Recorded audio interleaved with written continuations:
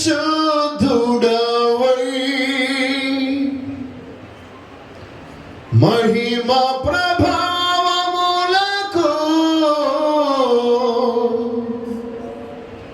నీవే పాత్రుడవు, బలవంతుడవై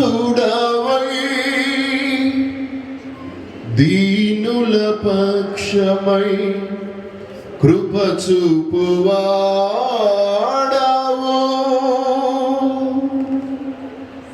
పరిశుద్ధుడవై మహిమ ప్రభావములకు నీవే పాత్రుడవు, బలవంతుడవై దీనుల పక్షమై కృప చూపువాడవు. దయాళుడవై ధారాళముగా నన్ను దీవించిన శ్రీమంతుడా, ఆరాధన నీకే నా యేసయ్యా, స్తుతి ఆరాధన నీకే నా యేసయ్యా. సేవించెద నిన్నే నా పూర్ణ హృదయముతో, సేవించెద నిన్నే నా పూర్ణ హృదయముతో.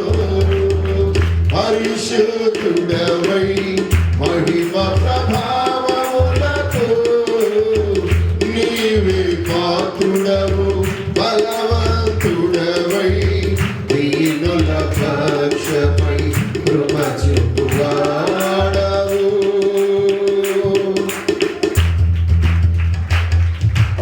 ఈ స్వాస్థ్యమైన ఈ వారితో కలిసి నిన్ను సేవించుటకు నీ మహిమా ప్రభావమును కిరీటముగా ధరింపజేసితివి.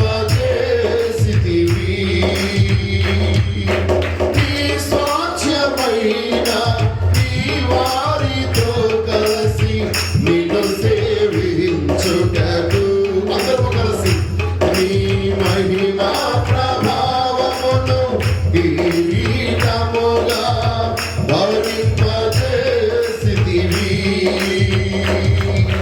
శాశ్వత కాలము వరకు నీ సంతతిపై దృష్టి నిలిపి నీ దాసుల ప్రార్థనలు సఫలము చేసితివి. ఆరాధన నీకే నా యేసయ్యా, స్తుతి ఆరాధన నీకే నా యేసయ్యా. సేవించెద నిన్నే నా పూర్ణ హృదయముతో, సేవించెద నిన్నే నా పూర్ణ హృదయముతో. పరిశుద్ధుడవై మహిమ ప్రభావములకు నీవే పాత్రుడవు, బలవంతుడవై దీనుల పక్షమై కృప చూపువాడవు.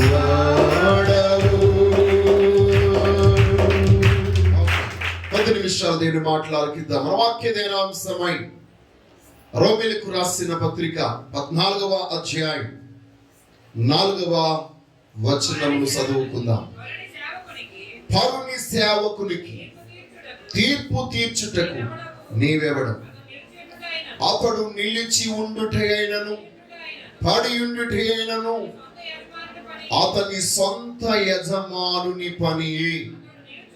అతడు నిలుచును, ప్రభువు అతనిని నిలవబెట్టుటకు శక్తి గలవాడు. చాలు. చదవబడినటువంటి లేఖనములో నుండి దేవుడు మనతో మాట్లాడును గాక. ఆమేన్. ప్రియమైన వాళ్ళరా, ఈ యొక్క దినాన మన వాక్యాంశం ప్రభువు నిలవబెట్టుటకు శక్తిమంతుడు. దేవునికి స్తోత్రం. హల్లెలూయా. ప్రియమైన బిడ్డలారా, ఈ యొక్క దినాన మన యొక్క జీవితంలో చాలా విషయాలు మనల్ని పడగొట్టడానికి ఈ లోకంలో కాసుకుని కూర్చున్నాయి.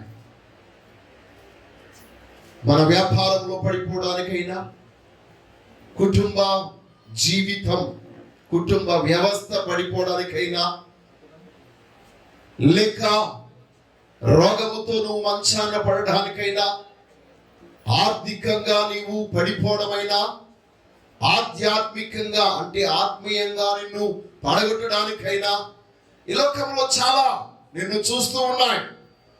అలాంటి భయంకరమైనటువంటి పరిస్థితులు మనం ఉన్నప్పుడు పడిపోయినటువంటి మనం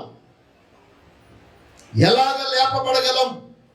చాలా మంది మనను పరద్రోసి మనల్ని జీవితాలను నాశనం చేయడానికి చూస్తూ ఉన్నారు. కానీ దేవుని వాక్యము తెలియజేస్తుంది, మన విశ్వాసంలో మనం బలహీనమైనప్పుడు, ఆత్మీయ జీవితంలో బలహీనమైనప్పుడు, అన్ని విషయాల్లో కూడా బలహీనమై పడిపోయే అవకాశం ఉంది. కానీ పడిపోయిన వాడిని చూసి మనం ఎవరము తీర్పు తీర్చే వారముగా ఉండకూడదు. ఎలా అనగా ఒకరిని నిలవబెట్టుట, పడవేయుట దేవుని యొక్క వశములో ఉన్నది. కాబట్టి ఆ గొప్ప దేవుడే, ప్రభువే మనల్ని నిలవబెట్టువాడు. దేవునికి స్తోత్రం కలుగునుగా. హల్లెలూయా. ప్రియమైన వారలారా, దుష్టుడైనటువంటి సాతాను ఎప్పుడు మనల్ని పడదోడనిగా చూస్తూ ఉంటాడు.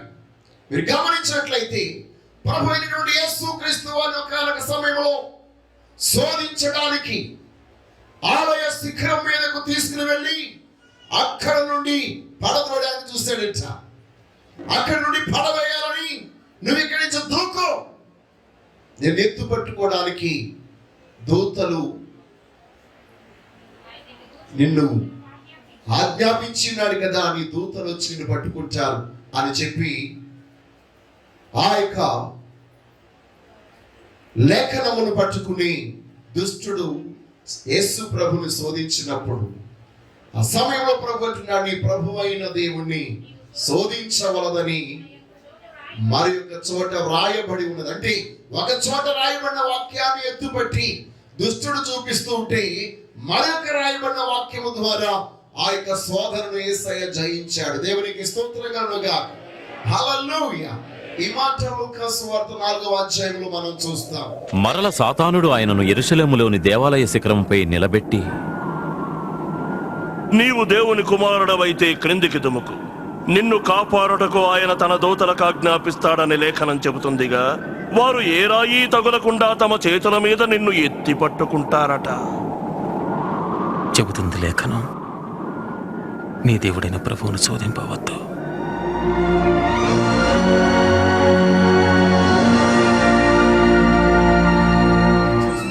అయితే ఇక దినాన ప్రియ బిడ్డలారా, మన యొక్క జీవితంలో ఏ విషయంలో మనము పడిన వారముగా ఉన్నా ఆ మహిమ గల దేవుడు మనలను లేపడానికి ఈ రోజు శక్తిమంతుడై ఉన్నాడు. దేవునికి స్తోత్రం.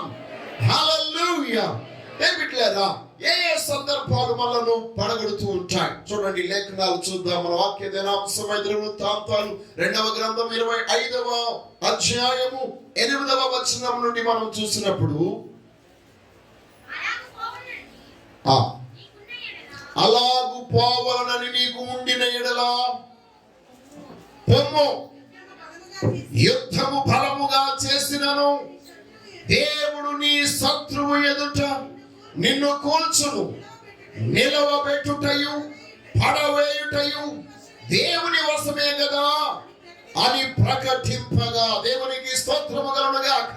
ప్రియ బిడ్డలారా, ఇక లేఖన భాగంలో మనం చూసినట్లయితే యూదారాజు అయినటువంటి అమజ్యా తన యొక్క జీవితంలో కాలక సమయమందు ఎదోమీయులు తన మీదకి యుద్ధానికి వచ్చినప్పుడు ఆ యొక్క పోరాటం చాలా బలముగా ఉంది. తన దగ్గర ఉన్నటువంటి సైన్యం అంతా పోగు చేశాడు. యవనస్తులందరినీ లెక్క పెడితే 3 లక్షల మంది అయ్యారు. అయితే తనకి ఇంకా బలం సరిపోలేదు కనుక ఇశ్రాయేలు వారిలో నుండి 1,00,000 మందిని 200 మణుగులు వెండినిచ్చి కేవుకు తీసుకున్నాడు. వాళ్ళందరికీ డబ్బిచ్చి యుద్ధానికి రమ్మని సైన్యాన్ని ఒప్పింపజేసుకున్నాడు. ఆ సమయమందు దైవజనుడొకడు అమజ్యా యొద్దకు వెళ్ళి, రాజైన అమజ్యా, ఇదిగో నీవు ఇశ్రాయేలుతో కలిసి యుద్ధము చేయడానికి వెళ్ళాలనుకుంటే వెళ్ళు, కానీ ఇశ్రాయేలుతో దేవుడు లేడు. దేవునికి స్తోత్రం కలుగునుగాక. ఆ వాక్యం ఎంత స్పష్టంగా చెప్తున్నాడు చూడండి. ఇశ్రాయేలు వారి సైన్యమును నీతో కూడా తీసుకుని పోవద్దు. యెహోవా ఇశ్రాయేలు వారగు ఎఫ్రాయిములలో ఎవరికి తోడుగా లేడు. దేవునికి స్తోత్రం కలుగును గాక. ఎవరికి తోడుగా ఉండడు, ఎవరికి తోడై లేడాయన. దేవుడు తోడుగా లేని వారిని, వారు ఎంత బలాఢ్యులైనా వారితో నువ్వు సహవాసం చేస్తే, వారితో కూడా నువ్వు యుద్ధానికి వెళితే, వారి యొక్క బలాన్ని చూసి నీవు ధైర్యం వహించి ముందుకు వెళితే ఓడిపోతావు. జాగ్రత్త. యుద్ధం నువ్వు చేసినా, నువ్వు వెళ్ళాలనుకుంటే వెళ్ళు, పోరాడాలనుకుంటే పోరాడు. కానీ ఒక మాట మాత్రం గమనించు, దేవుడు బలముగా చేసిన యుద్ధమును, బలముగా చేసిన దేవుడు నీ శత్రువుల ఎదుట నిన్ను కూల్చును. కారణమేమనగా యుద్ధము బలమైనది అవ్వచ్చు, కానీ అక్కడ దేవుని యొక్క శక్తి నీకు తోడుగా లేదు. దేవునికి స్తోత్రం కలుగుగా. ఆ సందర్భంలో రాజుతో ప్రవక్త చెప్తున్నాడు. ఈ ప్రవక్త యొక్క పేరు అక్కడ రాయబడలేదు. ప్రియమైన వాళ్ళారా, ఈ రోజు దైవజనుడిగా మీ అందరితో తెలియజేస్తున్నటువంటి మాట, మీ జీవితంలో ఎన్నో శ్రమలు, సమస్యలు, శోధనలు వచ్చినప్పుడు దేవుని యొక్క సహాయమును కాక, దేవుడు తోడుగా ఉన్న వారి యొక్క సహాయమును కాక, దేవుడు తోడు లేని వారి సహాయానికి వెళ్ళి ఇప్పటికే మీరు చాలా నష్టపోయారు, చాలా కష్టాల్లో ఉన్నారు, చాలా దుఃఖంలో ఉన్నారు. ఈ రోజు సర్వశక్తి గల దేవుడు నీతో మాట్లాడుచున్నాడు. నీవు ఎంతో బలమైన పోరాటం చేస్తున్నావు. నీ జీవన పోరాటంలో, నీ బ్రతుకులో నువ్వు పోరాడినా ఓడిపోవడానికి గల కారణం ఏమనగా, నీతో ఉన్నవారు బలాఢ్యులు అవ్వచ్చు, కానీ వారితో దేవుడు లేడు. దేవునికి స్తోత్రం కలుగును గాక. వారికి ప్రభుత్వపు అండ ఉండొచ్చు, అధికారుల అండ ఉండొచ్చేమో, కానీ దేవుడు వారితో లేడు. దేవుడు లేని వారితో కూడా వారు ఎంత బలాఢ్యులైన, నువ్వు బలమైన పోరాటము చేసినా దేవుడు వారి ఎదుట నిన్ను కూలుస్తాడు. అందుకొరకే నీవు శ్రమలో ఓడిపోతున్నావు, నీ కష్టంలో ఓడిపోతున్నావు, నీ జీవితంలో ఓడిపోతున్నావు. ఇప్పుడు మనకి కలిగిన నష్టం మనకి చాలు.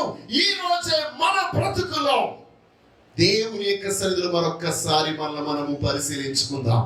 దేవా, నీ మాట తప్ప మరొక మాట పట్టుకుని నేను ఎక్కడికి వెళ్ళను ప్రభు, ప్రభుని వేడుకుందాం. దేవునికి స్తోత్రం కలుగుగా. హల్లెలూయా, హల్లెలూయా. ప్రియమైన వాళ్ళారా, రాజు దేవుని యొక్క దైవజనుడు చెప్పిన మాటను ఆలకించాడు. దేవునికి స్తోత్రం. దైవజనుడు చెప్పిన మాటను విని వెంటనే ఆ ప్రకారముగానే ఆ యొక్క సైన్యమును తనతో కూడా తీసుకువెళ్లకుండా 3 లక్షల ఆ యొక్క సైన్యముతో యుద్ధానికి వెళ్ళాడు. బలమైన యుద్ధం చేశాడు, గొప్ప విజయాన్ని పొందుకున్నాడు. దేవునికి స్తోత్రం కలుగుగా. హల్లెలూయా. ఈ యొక్క దినాన మన యొక్క జీవితంలో మనం అనుకోవచ్చు, నాకు నేనుగా నిలబడాలని, నన్ను ఎవడో పడద్రోయలేడు అనుకుంటున్నామేమో. ప్రియమైన వాళ్ళారా, మీరు గమనించండి, మనలను నిలబెట్టగలవాడు, మనలను స్థిరపరచగలవాడు, మనలను స్థాపించగలవాడు ఒక్కడే. ఆయనే మన సర్వశక్తి కలిగిన దేవుడు. దేవునికి స్తోత్రం. కాబట్టి ఈ యొక్క దినాన ఆ గొప్ప దేవుని యందు నువ్వు విశ్వాసం ఉంచిన వ్యక్తిగా ఉంటే నీ యొక్క పరిస్థితిలో నీవు పడిపోయినాను. కీర్తనగాడు అంటున్నాడు కదా, 118వ సంకీర్తన 13వ చరణంలో వచ్చాడు, నేను పాడునట్లు నీవు గట్టిగా నన్ను తోసితివి, యెహోవా నాకు సహాయము చేసెను. దేవునికి స్తోత్రం కలుగును గాక. ప్రియమైన బిడ్డలారా, మన యొక్క జీవితంలో మనము పడిపోవాలని దుష్టుడు ఎప్పుడు కూడా మన వెన్నంటి ఉండి మనల్ని పడగొట్టడానికి చూస్తూ ఉన్నాడు. ఆ యొక్క దుష్టుని యొక్క చేతుల్లోని మనము తప్పించబడాలంటే మనల్ని నిలబెట్టగలిగే ఆ సర్వశక్తి గల దేవుడిని ఈ రోజు మీరు ఆశ్రయించవాలి. దేవుడే మనం నిలబెట్టేవాడు. ఎలాంటి పరిస్థితులైనా నిలబెట్టేవాడైనా, ఎలాంటి పోరాటమైన నిలబెట్టేవాడైనా, ఎలాంటి కష్టమైన నిలబెట్టేవాడైనా, ఎలాంటి నష్టం వచ్చి నిలబెట్టేవాడైనా, ఈ రోజు నీ బ్రతుకులో నీవు ఏం పోగొట్టుకున్నావు, ఏ విషయంలో నువ్వు పడిపోయావు, ప్రియమైన వాళ్ళారా, ఈ దినాన నేను నిలబెట్టే దేవునికి నీ చెయ్యి అందించు. నీ ఆత్మను ఆయన వైపెత్తు, నీ ప్రాణమును ఆయన వైపెత్తు, నీ చేతులు ఆయన వైపెత్తు. నిశ్చయముగా గొప్ప దేవుడు నీ చెయ్య పట్టుకుని లేవనెత్తి నిలబెడతాడు. దేవునికి స్తోత్రం కలుగుగా. హల్లెలూయా, హల్లెలూయా. కీర్తనగాడు చెప్తున్నాడు కదా, 40వ సంకీర్తన అనుకుంటా 2వ స్థానంలో అంటాడు కదా, దానికి ముందు అంటాడు, ఆయన నన్ను పైకెత్తి, ఆయన నన్ను పైకి లేవనెత్తి, నా పాదములను బండ మీద నిలిపి, నా అడుగులు స్థిరపరచెను. దేవునికి స్తోత్రం కలుగుగాక. హల్లెలూయా. ఈ యొక్క దినాన ప్రియమైన వాళ్ళారా, మీ యొక్క జీవితంలో పోరాటంలో, జీవన పోరాటంలో ఓడిపోతాననే భయం నీలో ఉందేమో, నన్ను ఎవరు గెలిపించలేరు, నాకెవరు జయం ఇవ్వలేరని అనుకుంటున్నావేమో. మీకు ఒక విషయం తెలియజేస్తున్నాను, మనందరికి సహాయకుడును, మనం లేవనెత్తి నిలబెట్టువాడును ఒక్కడే, ఆయనే ప్రభు అయిన యేసు క్రీస్తు. దేవునికి స్తోత్రం కలుగుగా. హల్లెలూయా. రెండవదిగా మనం చూస్తుంటే బిడ్డలారా, ఆరోగ్యం క్షీణించినప్పుడు, మన యొక్క బ్రతుకులో మన శరీరంలో ఉన్నటువంటి అవయవాలు మనకి సహకరించలేనప్పుడు మనము పడిపోతాం, పడిపోయిన వారంగా ఉంటాం. మన యొక్క జీవితంలో కొన్ని సందర్భంలో ఎంతమంది వైద్యులను సంప్రదించినా, ఎంతమంది సలహాలు మనం సూచనలు తీసుకున్నా ఆరోగ్యం కుదురు పడదు, మనం లేవలేం. కానీ సర్వశక్తి గల దేవుడు ఈ రోజు ఎన్ని సంవత్సరాల నుండి నీవు పడి ఉన్నా, రోగములో పడి ఉన్నా, వ్యాధిలో పడి ఉన్నా, నిన్ను లేపడానికి ఆయన నీ యొద్దకు ఈ రోజు వస్తున్నాడు. దేవునికి స్తోత్రం కలుగుగాక. హల్లెలూయా. అపొస్తలుల కార్యములు మనం చూసినట్లయితే 4వ అధ్యాయం 9వ వచనం.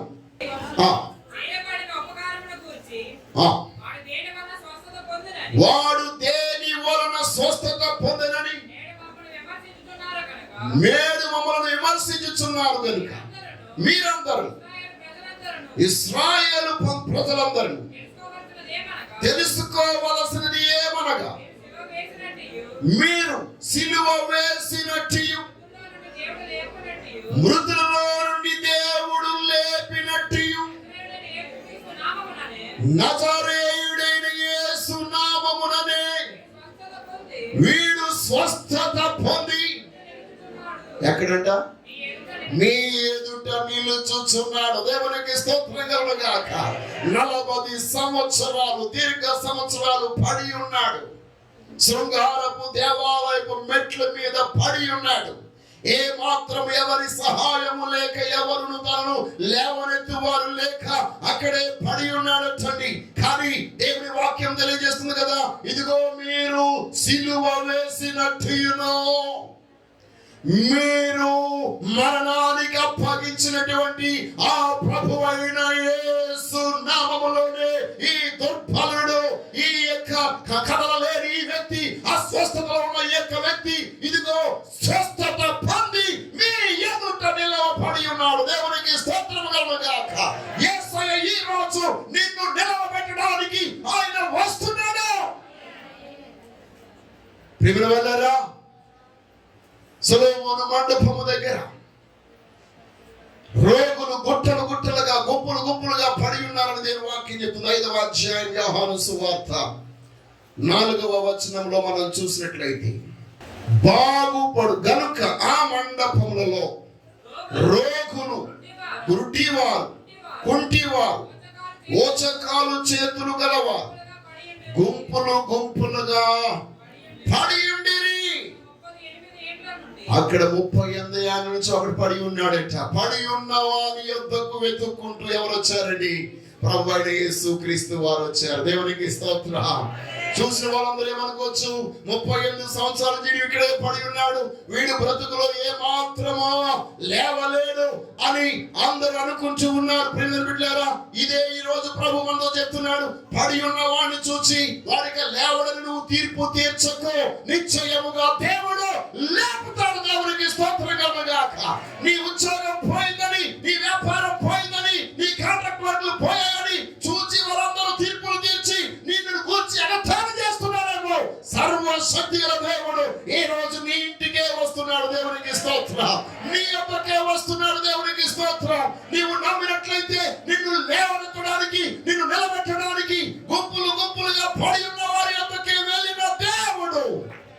ఏ రోజు సమూహముగా మనం ఆయన సన్నిధికి వచ్చి ఆరాధిస్తున్నాము, మన యొద్దకు కూడా ఆయన వస్తున్నాడు. దేవునికి స్తోత్రం కలుగును గాక. ఆయన కనికర సంపన్నుడు, మనలను లేవనెత్తడానికి వస్తున్నాడు. ఏ రోజు ఇక్కడ అనారోగ్యముతో, అస్వస్థతతో, బలహీనతతో వచ్చిన వారందరినీ సర్వశక్తిలో దేవుడు లేవనెత్తడానికి, ఎలాంటి వ్యాధైనా, ఎలాంటి రోగమైనా, ఎలాంటి సమస్య అయినా నిన్ను లేపడానికి శక్తిమంతుల దేవుడు వస్తున్నాడు. దేవునికి స్తోత్రం కలుగును గాక. హల్లెలూయా, హల్లెలూయా.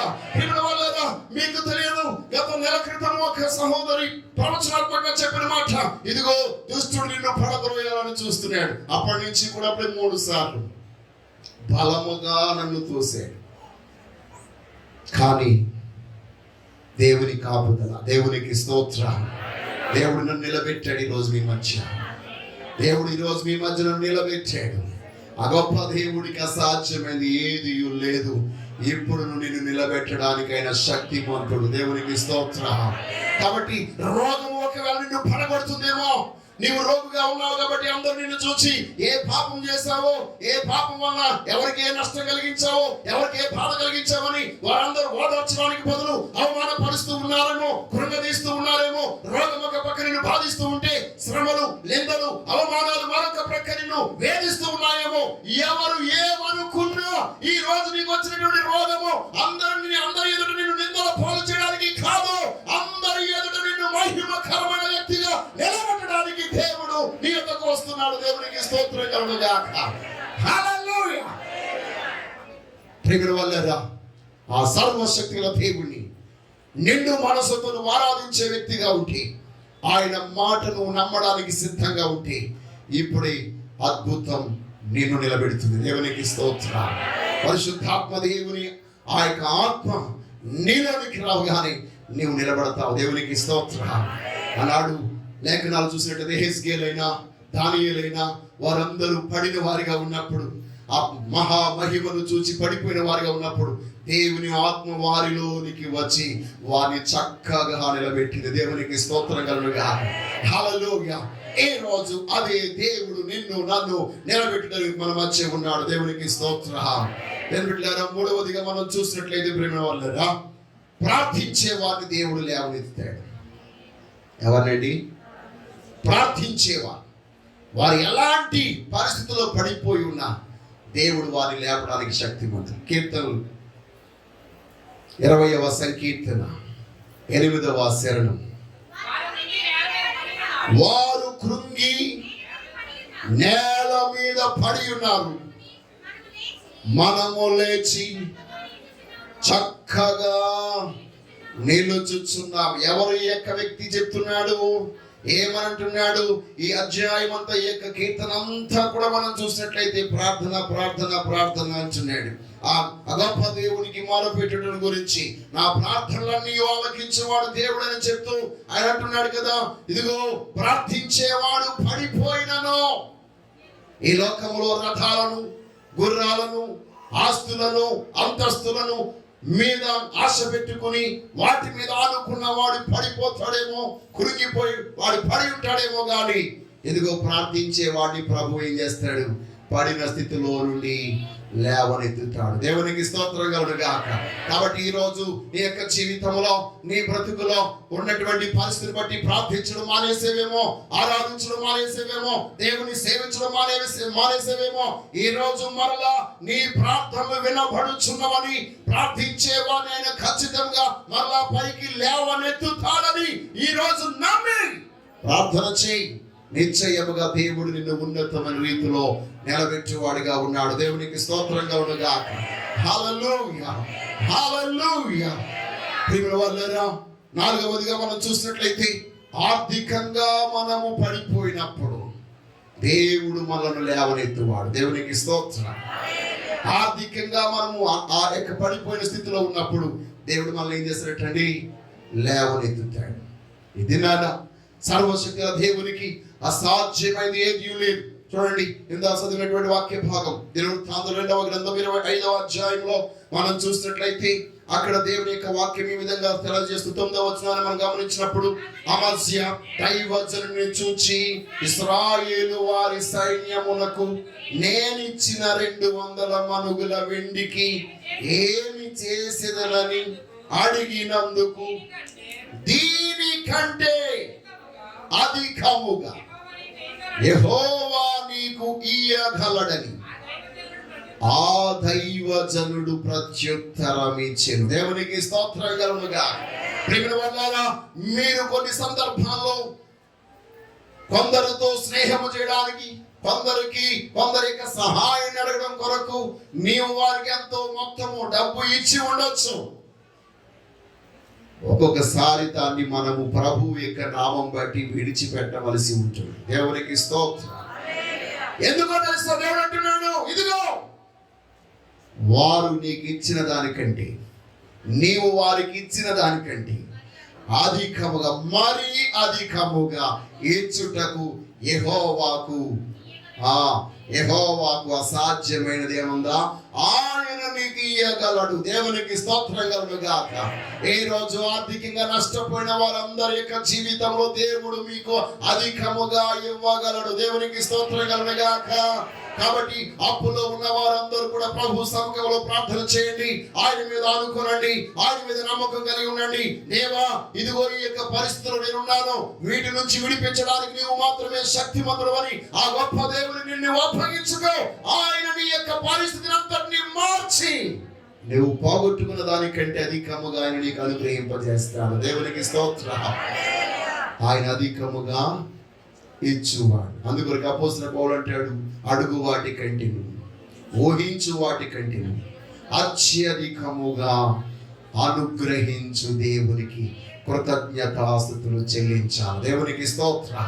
కాబట్టి ఈ దినాన మన గొప్ప దేవుణ్ణి, ఆ మహిమ గల దేవుణ్ణి మనం నిండు మనసుతో ఆరాధించే వారముగా ఉంటే నిశ్చయముగా ఆర్థికంగా నష్టపోయినను తిరిగి మరలా వాటన్నిటిలో నుండి మనము తిరిగి పొందుకోగలం. దేవునికి స్తోత్రం కలుగుగాక. హల్లెలూయా, హల్లెలూయా. ప్రియ బిడ్డలారా, ఈ రోజు నువ్వు ఆర్థికంగా కుంటిపడిపోయావా? కదలేని స్థితిలో నీవు ఉన్నావా? నీ పరిస్థితులన్నీ అయోమయ స్థితిలో ఉన్నాయా? ఏ యొక్క ఆలోచన నీకు తట్టడం లేదా? ఆ గొప్ప దేవుడు నిన్ను లేవనెత్తడానికి సిద్ధంగా ఉన్నాడు. ప్రియమైన వాళ్ళరా, అపోస్తలుల కార్యములు 14వ అధ్యాయం 7వ వచనం నుండి మనం చూసినప్పుడు, బలహీన పాదములు కలిగిన వాడొకడుండెను. అతడు పుట్టినది మొదలుకొని కుంటివాడై ఎన్నడూ నడవలేక కూర్చుండి ఉండువాడు. అతడు పౌలు మాటలాడుట వినెను. పౌలు అతని వైపు తేరి చూచి స్వస్థత పొందుట అతనికి విశ్వాసం ఉండెనని గ్రహించి, నీ పాదములు మోపి సరిగా నిలువమని బిగ్గరగా చెప్పినప్పుడు అతడు గంతులు వేసి నడువసాగిను. దేవునికి స్తోత్రం కలుగుగా. వారి యొక్క లేఖన భాగంలో మనం చూసినట్లయితే, లుస్త్రాలో బలహీన పాదములు గల ఒకడుండెను. అతడు పుట్టినది మొదలుకొని ఏమైనాడట?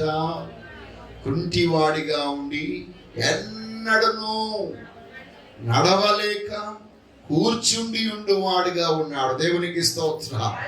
ఎప్పటికీ లేవలేడు. ఎప్పుడు తన జీవితంలో కూర్చోవడమే.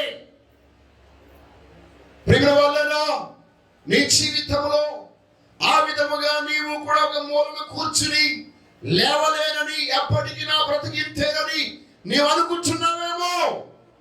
కానీ పౌలు దేవుని వాక్యమును ప్రకటిస్తూ ఉంటుండగా, మాట్లాడుతూ ఉంటుండగా ఈ వ్యక్తి తేరి చూశాడట. దేవునికి స్తోత్రం. హల్లెలూయా. ఆ పౌలు అతని వైపు తేరు చూచి స్వస్థత పొందుటకు అతనికి ఏముందటండి? విశ్వాసం ఉండేనని గ్రహించి. దేవునికి స్తోత్ర. నేను బిడ్డారా, నువ్వు ఎన్నాళ్ళ నుండి కదలలేని స్థితిలో ఉన్నావు. అయితే ఈ రోజు ప్రభు నిన్ను తేరి చూస్తున్నాడు. నీలో గనుక దేవుడు విశ్వాసాన్ని కనుగొంటే, ఆ నమ్మకాన్ని కనుగొంటే, ప్రభు నన్ను లేవనెత్తుతాడు. నా బ్రతుకు పడిపోయింది, నా జీవితం కూలిపోయింది, నా కుటుంబం కూలిపోయింది. ప్రియ వాళ్ళరా, కుటుంబ వ్యవస్థ కూలిపోయినా, భార్యాభర్తల మధ్య ప్రేమ కూలిపోయినా, ఆ కుటుంబంలో ఉన్న బిడ్డలకు తల్లిదండ్రులకు మధ్య ఉన్న ప్రేమ కూలిపోయినా, సహోదరుల మధ్య ఉన్న ప్రేమ కూలిపోయినా, దాన్ని నిలబెట్టడానికి ఎప్పటికీ వీరికి కలవరు, ఎప్పటికీ వీరు లేవలేరని ఈ లోకమంతా అనుకుంటున్నా, నీవు గనక దేవుని కొరకై కనిపెడుతూ ఆయన యొక్క వాక్యమందును విశ్వాసం ఉంచి ఆయన మాట మీద నమ్మకం కలిగిన వ్యక్తిగా ఉంటే, కుంటుబడిపోయిన నీ బ్రతుకు, లేవలేకుండా ఉన్న నీ బ్రతుకులు, సతికిలు పడిపోయిన నీ బ్రతుకులు, అచ్చు తిరుగులో చెప్పాలంటే కూర్చుండు వాడు ఇంకెప్పటికీ కూర్చుండు వాడు అంటే అర్థం ఏంటి? ఇంకా ఎప్పటికీ వాడు సతికిలు పడిపోయాడని అర్థం, లేవలేడని అర్థం. కానీ అలాంటి వారిని దేవుడు లేపుటకు ఈ రోజు మన మధ్య ఉన్నాడు. దేవునికి స్తోత్రం, హల్లెలూయా. ఆ గొప్ప దేవుడిని నిండు మనసుతో హృదయాంతరంగంలో నుండి, ఓ మనస్సారా ఆ ప్రభుని మనం సేవిద్దాం. నిశ్చయముగా ఈ కుంటివాడు లేవలేని వాడిగా ఉన్న ఆ రోజు మరి ఏ విధంగానో ఆ ప్రార్థనా కూటానికి వచ్చాడు. దేవునికి స్తోత్రంగా ఉన్నాడు. ఆ ఆరాధనలో కూర్చున్నాడు, ప్రభుని సేవిస్తూ ఉన్నాడు. నిలవడానికి శక్తి లేని వాడిగా ఉన్నా ఆ యొక్క అందరూ లేచి దేవుని ఆరాధిస్తున్నా, ప్రభువా నన్ను కూడా లేపితే నేను నిన్ను కూడా ఆరాధిస్తాను కదా అనే విశ్వాసంతో తన అక్కడ ఎదురు చూస్తూ ఉంటుండగా ఆ విశ్వాసాన్ని దేవుడు కనుగొన్నాడు. దేవునికి స్తోత్రంగా ఉన్నాడు. హల్లెలూయా. కనుగొన్న వెంటనే అక్కడ అతన్ని వెంటనే లేపగా అతను నిలవడం తను ఏం చేశాడట? లేచి నడచి గంతులు వేశాడట. దేవునికి స్తోత్రం. దేవుడు లేపిన వారందరూ అలాగే నిలవబడమని చెప్పిన వాళ్ళందరూ కూడా లేచి నడిచి గంతులు వేశారు. 3వ అధ్యాయంలో కూడా అదే చూస్తూ అపోస్తలుల కార్యం. వాడు అలాగే దిక్కున లేచి నడచి గంతులు వేయచ్చు దేవాలయంలోనికి వెళ్ళాడు. దేవుడిని స్తుతిస్తూ దేవాలయంలోనికి వెళ్ళాడు. కాబట్టి ప్రియుల వాళ్ళారా, ఎన్నో సంవత్సరాలు దేవాలయంలో ఏముందో చూడాలనుకున్నాడు. కానీ తన బ్రతుకులో దేవాలయంలోనికి వెళ్ళి వచ్చేవారిని చూస్తున్నాడు తప్ప ఎప్పుడు ఆలయంలోనికి వెళ్ళలేదు. కానీ ఆ మహిమ కలిగిన దేవుడు అతను లేపాడు. దేవునికి స్తోత్రం, హల్లెలూయా. ప్రియుల వాళ్ళారా, 5వదిగా మనం చూసినట్లయితే మన యొక్క జీవితంలో ఆధ్యాత్మికంగా మనం ఒకవేళ పడిపోయామేమో, ఆత్మీయంగా ఒకవేళ పడిపోయి ఉంటే, ఒకప్పుడు గంటల తరబడి ప్రార్థన చేసే వ్యక్తివి, గంటల తరబడి దేవుని వాక్యాన్ని ధ్యానించే వ్యక్తివి, ప్రార్థన అంటే పరుగున దేవుని సన్నిధికి వచ్చే వ్యక్తివి, ఇప్పుడు ప్రార్థన అంటే పారిపోయే స్థితిలో మనం ఉన్నాం. వాక్యం లేదు, ప్రార్థన లేదు. ఈరోజు నీవు దేవుడి చేసే అద్భుతాన్ని పోగొట్టుకుంటున్నావు. నీకు తెలుసా? దేవుడి సన్నిధికి రావాల్సిన సమయంలో రాకపోవడం వల్ల నీవు పొందవలసిన ఆరోగ్యాన్ని, స్వస్థతను, విడుదలను పొందక వైద్యులకి నీ సొమ్మంతా పెట్టేస్తున్నా. నీ శరీరంలో నీ ఆర్థికమైన, నీ కుటుంబ, నీ ఉద్యోగ, నీ వ్యాపార పరిస్థితుల్లో ఉన్న ఆర్థిక లావాదేవీలన్నీ ఎక్కడ పడుతున్నాయి? నీ ఆత్మీయ జీవితం మీద పడుతున్నాయి. ప్రార్థన చేయలేని స్థితి. ఒకప్పుడు ఎంతో ప్రార్థించావు, ఎంతగానో దేవునికి మొదలుపెట్టావు, ఎన్నో సమర్పణలు చేసుకున్నావు, అన్ని ఇప్పుడు పోగొట్టుకుంటున్నావు. ప్రియమైన వాళ్ళారా, ఈ రోజు ఒకవేళ నీవు అలాగా ఆధ్యాత్మికంగా పడిపోయిన స్థితిలో ఉండి ప్రభువాని నన్ను లేవనెత్తమని నువ్వు ప్రభువుని అడిగితే ఆయన నిన్ను లేపడానికి సిద్ధంగా ఉన్నాడు. దేవునికి స్తోత్రం కలుగుగా. హల్లెలూయా. కీర్తనకారుడు అంటున్నాడు 51వ సంకీర్తనలో మనం చూసినట్లయితే 8వ శరణం నుండి మనం చూసినప్పుడు, నాకు వినిపింపు, అప్పుడు నీవు విరిచిన ఎముకలు హర్షించు, నా పాపములకు విముఖుడము కమ్ము, నా దోషములన్నింటినీ తుడిచివేయము. దేవా, నా యందు శుద్ధ హృదయము కలుగ చేయము, స్థిరమైన మనస్సు నూతనముగా పుట్టించు. నీ సన్నిధిలోని నన్ను త్రోసివేయకు, నీ పరిశుద్ధాత్మను నా యొద్ద నుండి తీసివేయకుము. నీ రక్షణానందము నాకు మరలా పుట్టించుము. సమ్మతి గల మనసు కలుగజేసి నన్ను దృఢపరచుము. దేవునికి స్తోత్రం కలుగుగా. హల్లెలూయా.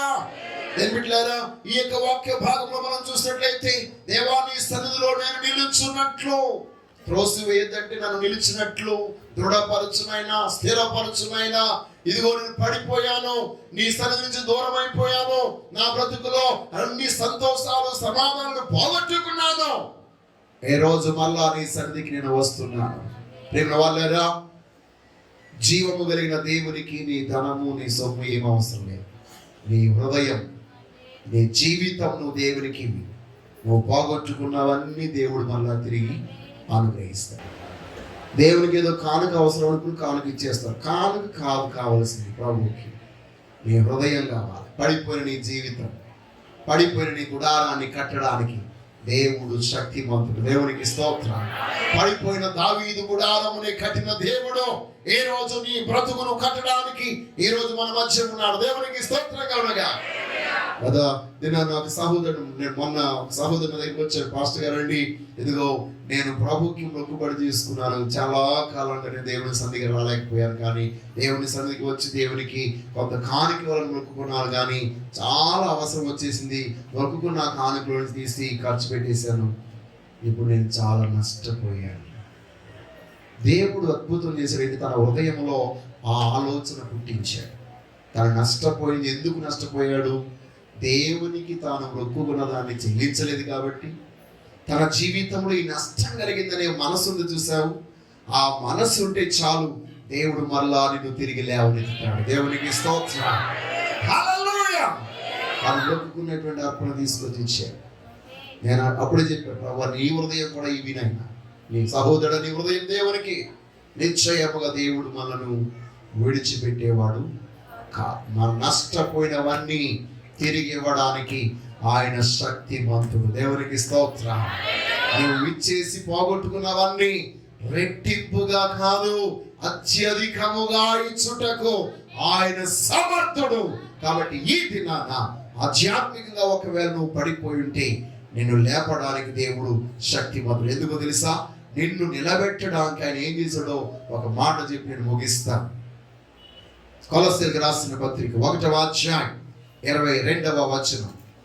తన సన్నిధిని పరిశుద్ధులుగాను నిర్దోషులుగాను నిరపరాధులుగాను నిలవబెట్టుటకు అమ్మా ఆయన మాంసయుక్తమైన దేహమందు మరణము వలన ఇప్పుడు మిమ్మును సమాధాన పరచెను. దేవునికి స్తోత్రము కలుగును గాక. హల్లెలూయా, హల్లెలూయా, హల్లెలూయా.